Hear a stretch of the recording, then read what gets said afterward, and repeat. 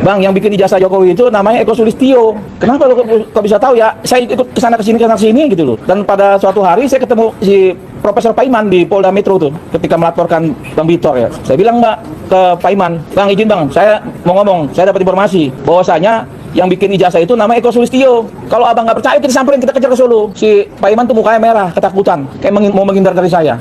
Nah, sebelah saya ada si Parat Abbas tuh. Nih, saya udah ngomong Parat Abbas, kita mau cari si Eko Sulistyo. Parat Abbas tinggalin saya. Nah, artinya saya menduga ini memang keterlibatan orang-orang geng Solo ini, terutama si Eko ini harus diselidiki nih. Polisi ini harus panggil nih Eko Sulistyo ini nih. Ini teman saya, anak Dumatno. Dia bilang kalau itu memang foto bapaknya. Nah, ini bagaimana? Polisi harus panggil nih. Jangan cuma bisa menjadikan kami terlapor tapi nggak melakukan apa-apa. Saya siap dipanggil polisi kalau memang mempertanyakan ini. Jadi harus jelas, polisi harus berada di tengah-tengah menjalankan tugasnya. Jangan mengkriminalisasi kami yang berani membongkar ijazah Jokowi. Listio Sigit aja nggak berani bongkar ijazah Jokowi.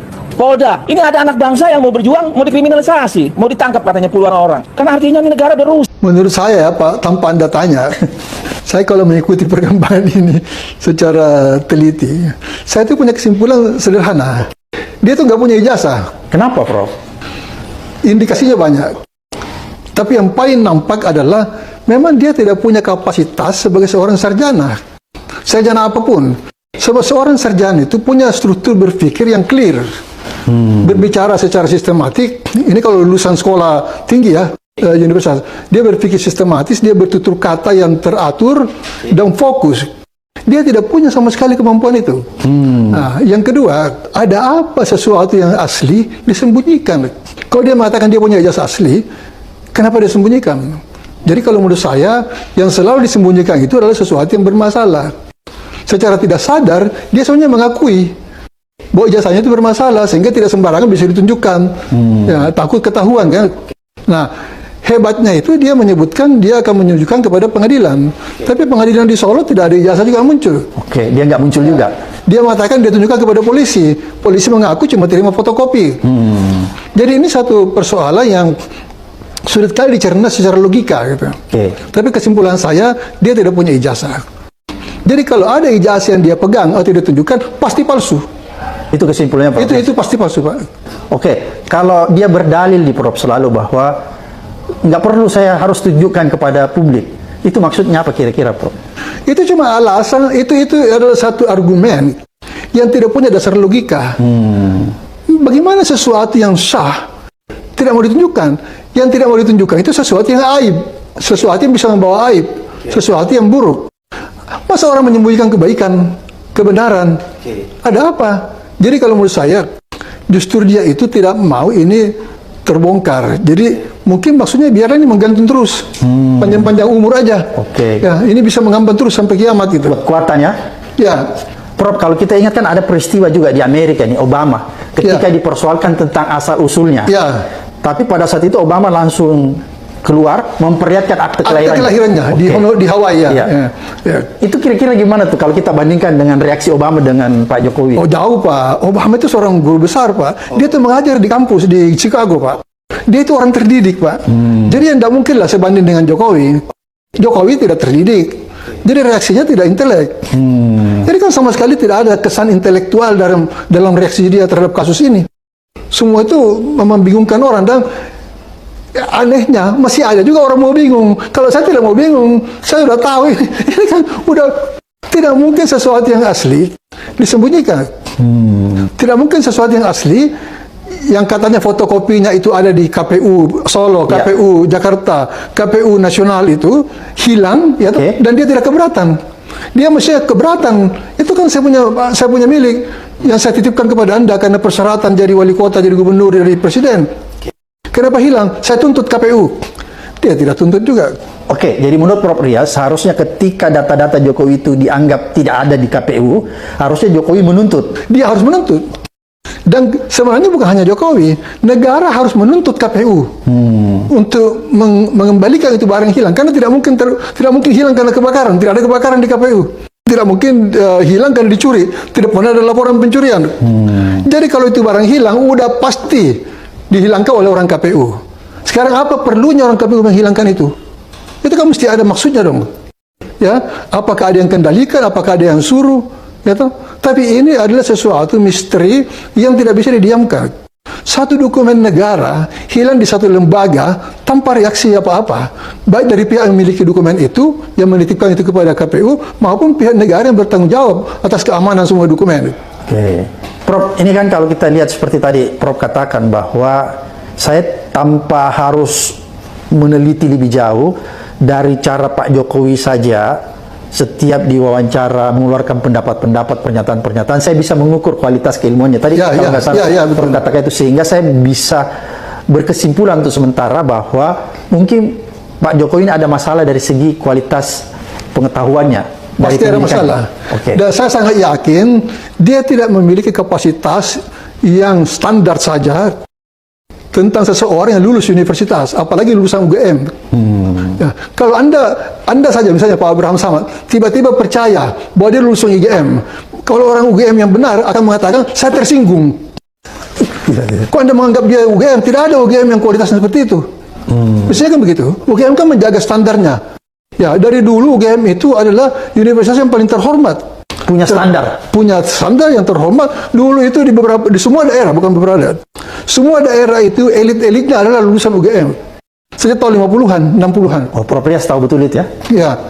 Jadi itu. Ini baru pertama kali dibuka ini? Iya, ini baru. Ini belum lama, ini baru berapa bulan yang lalu? Baru di media baru pertama Baru hari ini saya buka gitu loh. Fauzi Bowo. Ini Pak Jokowi bilang ke saya, nampaknya PDIP mau dukung Pak Fauzi Bowo. Oh, terus saya bilang, kakak saya bahasa Inggris, saya dari dulu dari kecil kan kami di luar negeri bahasa Inggris. Saya bilang dalam bahasa Inggris, ya dia berminat tapi partainya nampaknya mau tetap mau dukung Fauzi Bowo. Oh ya, begitu ya.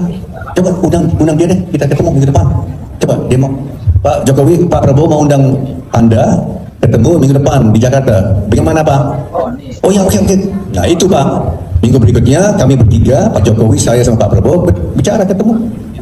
Terus Pak Prabowo tawarkan, Pak Jokowi, kan Pak Hashim rekomendasikan Bapak, kalau Bapak mau maju, ya kami bisa dukung 6 kursi, tapi kan harus ada PDIP. Gimana PDIP? Nampaknya PDIP mau dukung Pak Fauzi Bowo, kata Pak Jokowi. Nah ini sebagai latar belakang ya.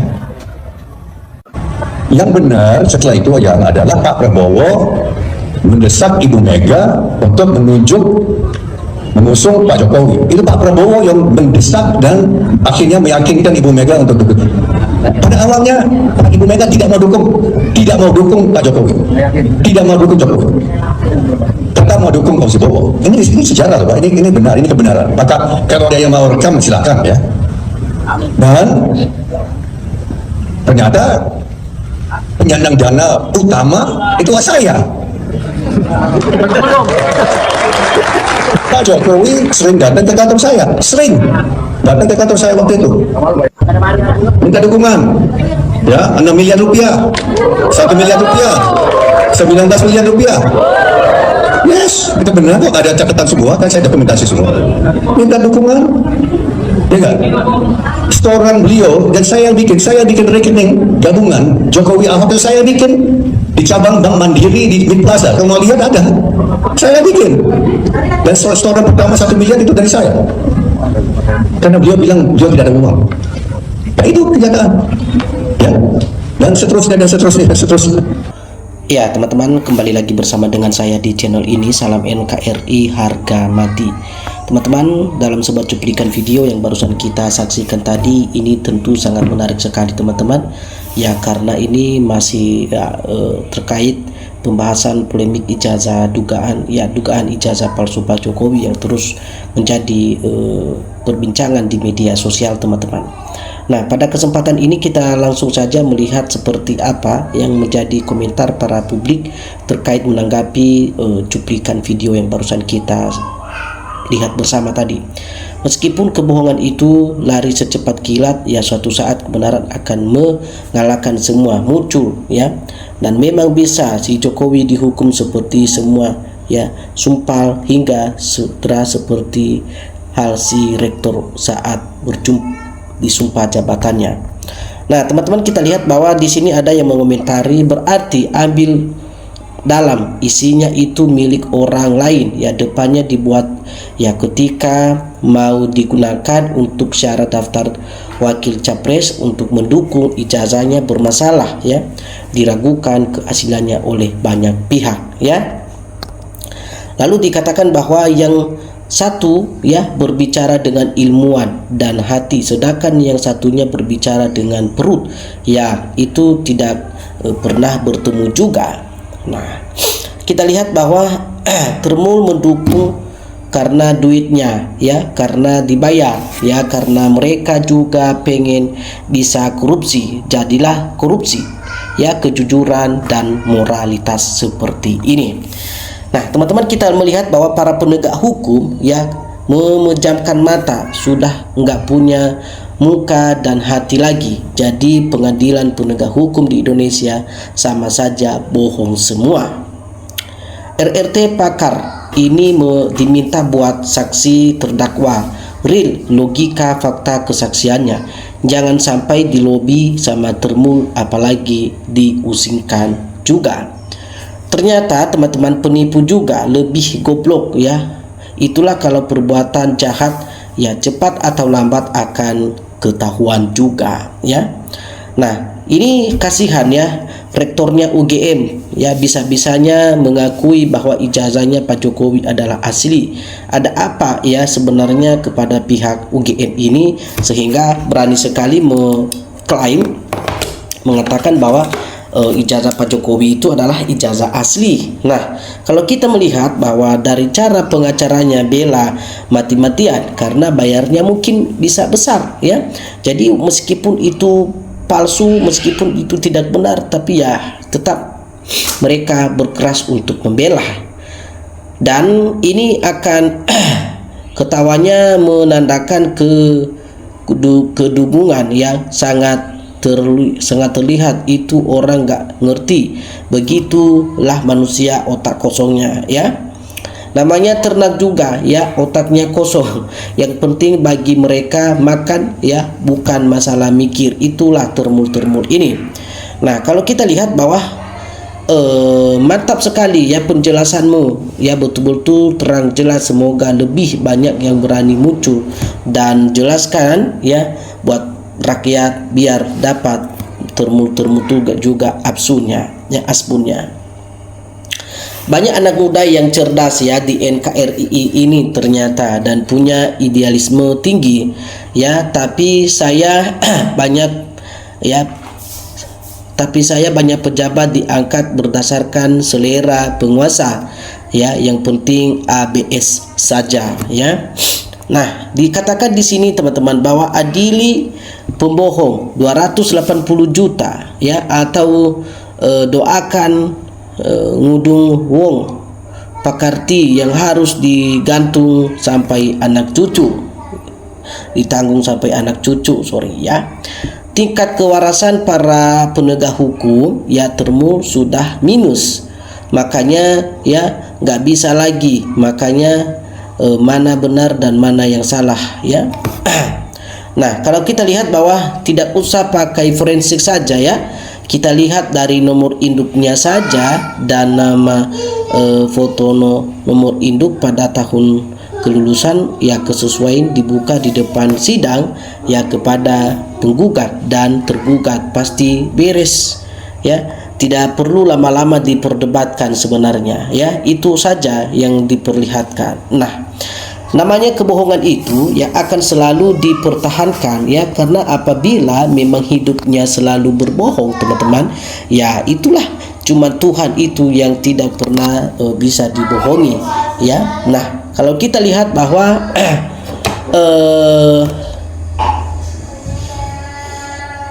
yang pada bilang Termul juga manusia, bro, ya, perlu makan juga, maka nggak ada salahnya jadi buzzer, ya.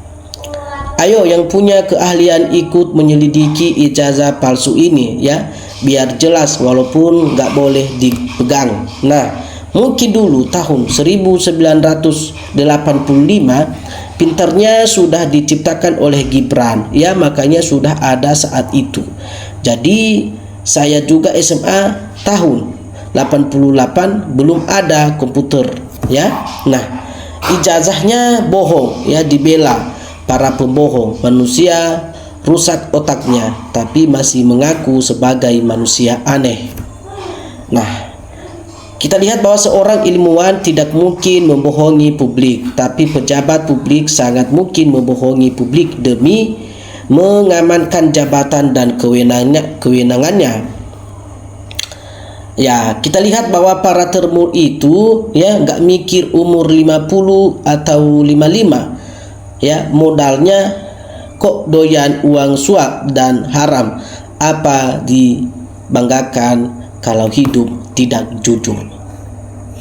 Biarkan saja seandainya pihak berwajib atau ada pihak pemerintah yang ikut membenarkan ijazah ini, andai itu palsu, ya kita berharap agar Tuhan segera membuka kebenaran dan memberikan balasan untuk mereka.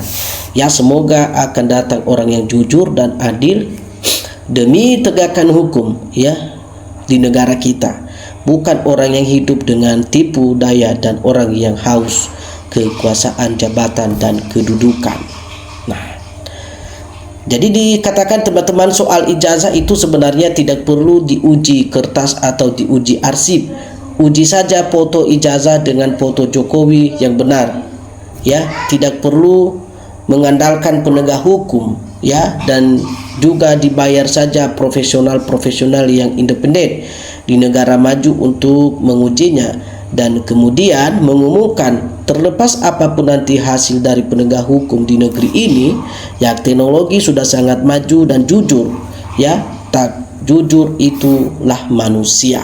Nah, jadi ini teman-teman komentar-komentar para sahabat atau para netizen yang menanggapi terkait cuplikan video yang barusan kita tonton tadi. Semoga teman-teman juga ingin memberikan tanggapan dan tinggalkan komentar-komentarnya di dalam video ini. Salam perubahan.